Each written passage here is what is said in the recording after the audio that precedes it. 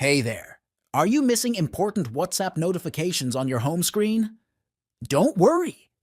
In this video, I'll show you a quick and easy fix to ensure you never miss a message or alert again.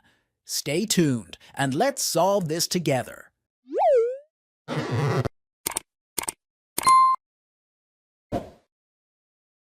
To fix WhatsApp notifications not showing on your home screen, open your phone settings. Go to the app list or apps.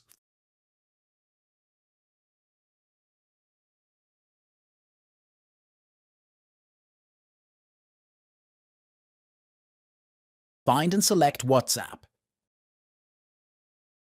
Tap on Manage Notifications or Notification Settings and make sure Lock Screen Notifications is enabled. And you can choose what to display, like messages, calls, or group messages. Enable what you want to show in Lock Screen.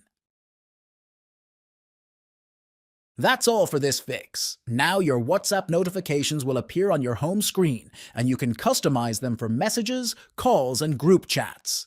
If this helped, don't forget to like, comment, and subscribe for more quick tech tips. Thanks for watching.